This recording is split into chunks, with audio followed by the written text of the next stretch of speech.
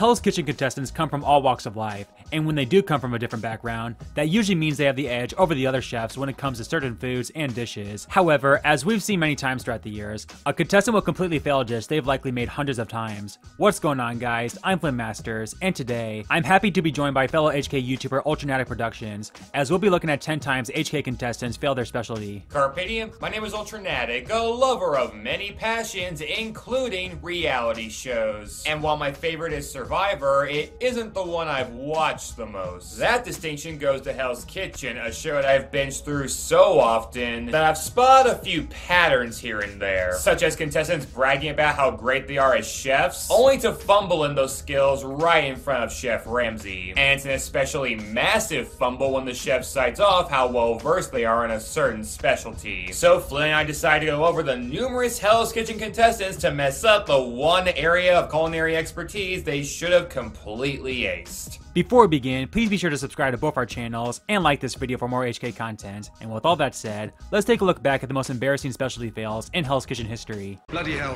here I go again.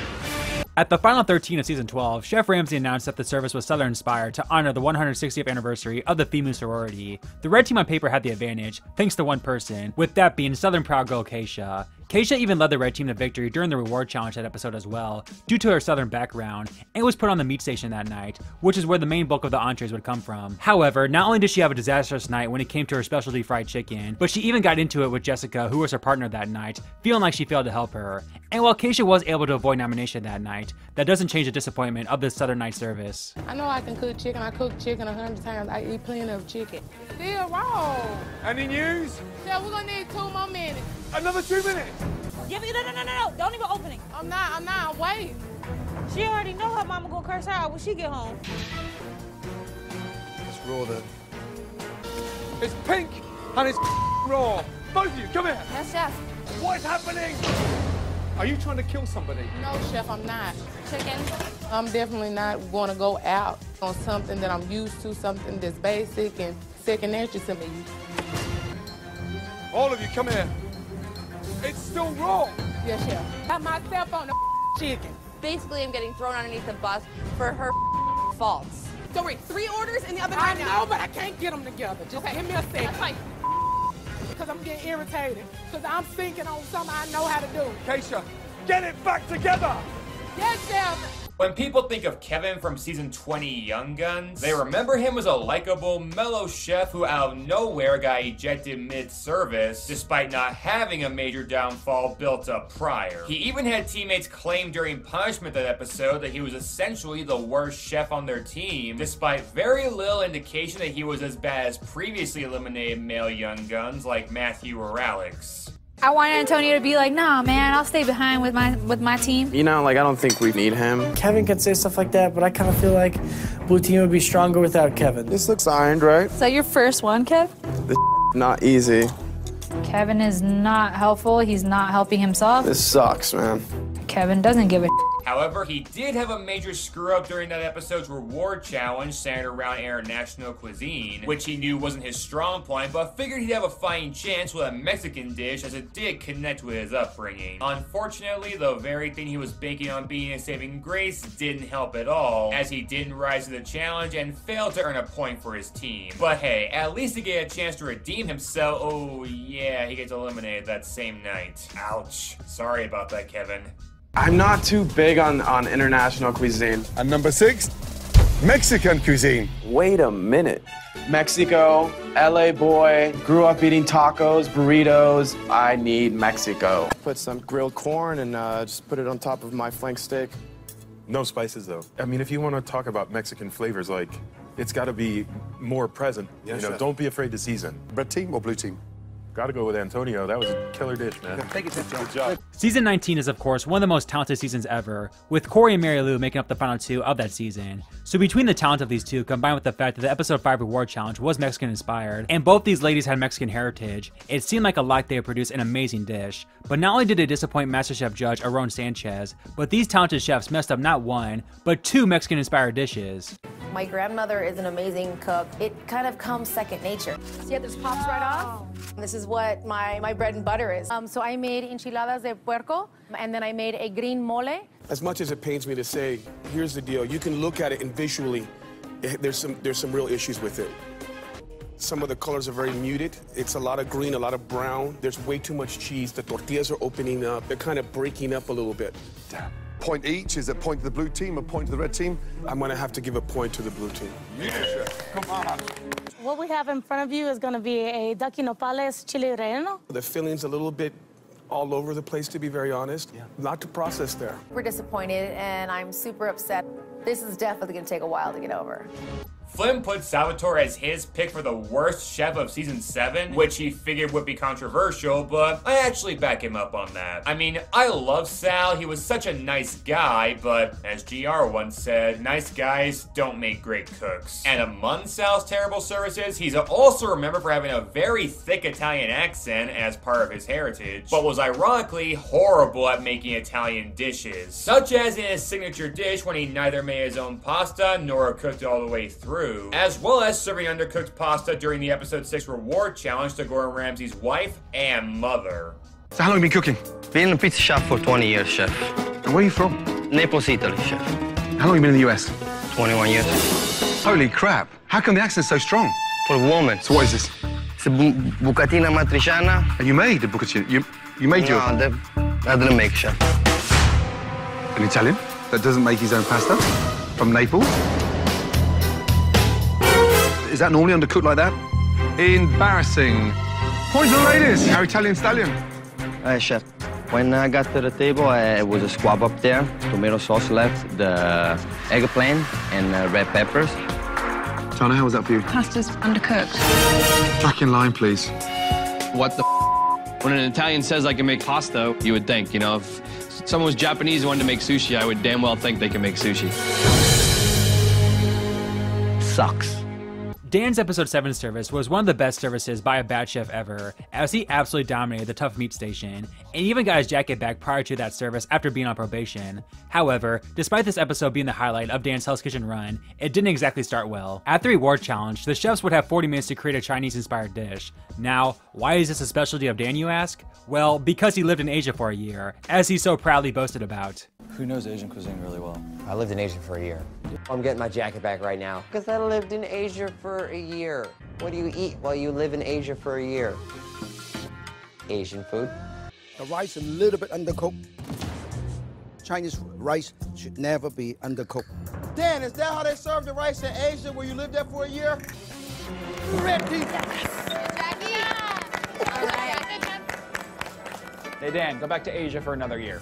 Going from one chef from below the Mason-Dixon line to another, we have Devin from season 16. One of the few male chefs that season I consider at least tolerable to watch on Add 2 alone. It also helps that he got a lot of unwarranted crud from his team for just 1 or 2 minor flubs in services, which somehow made him the black sheep of his team. Something even he considered unfair. And after surviving 2 nominations, he had a chance to shine on a Southern Cuisine reward challenge, not just on his own dish, but on advising the dishes of his other teammates like Johnny and Paulie. And while those were hit and misses, his own Southern-based trout dish did not earn a point due to having too much coating on the protein. Intriguingly, this didn't affect his standing on the blue team despite them often ganging up on the same person repeatedly, but this would have been the ideal spot for redemption arc to take place for Devin, and it just didn't pan out. Today, all of you will be doing your own interpretation on Southern dishes. Man, I'm from the South. I am very comfortable with Southern food. Mashed potatoes definitely Southern. Make sure they're a garlic mash. So. Garlic, all right. This challenge is designed for our Southern boy. They're gonna take the whole damn time, but yeah, you got time. We got this. Devin, please describe the dish. A black-eyed pea succotash with corn, bacon, fried okra with a corn-milled trout, and a roasted lemon on top. Breading in the South is everywhere, but these are over-breaded. Devin, that could be any fish in there. Chef, if you had to choose, which one would it be? I don't know that a good conscience could give them a point.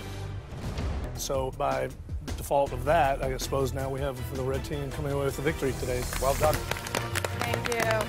When you think about Hell's Kitchen's most passionate chefs, Bret Hauser ranks right up there, as the guy put his absolute heart and soul in both his seasons. And speaking of soul, one thing he was extremely proud of and wanted to represent in Hell's Kitchen was his Italian heritage. But in both his seasons, he would fail at an Italian specialty. In season 14, the chefs had to make a cheese-inspired dish, with Bret getting the chance to make Italy's famous calzones. Unfortunately, he lost a tiebreaker after undercooking his specialty. Chef prepared a untraditional calzone de caprese with fire-roasted heirloom tomato pomodoro. Tough on this one, guys. Tea. Very tough. Bret. The chef. Underneath, that is raw. Too bad, because had that been in for another 2 minutes, then you'd be leaving Hell's Kitchen for an amazing day. Disgusted with myself, Phil. Take that, Italian stallion. And then in season 18, the blue team got a head start to pick the ingredients they wanted for their soup dish, with Bret of course going all out on the Italian ingredients. However, Bret would unbelievably take a page from fellow season 14 castmate Monique and serve canned tomatoes in his soup.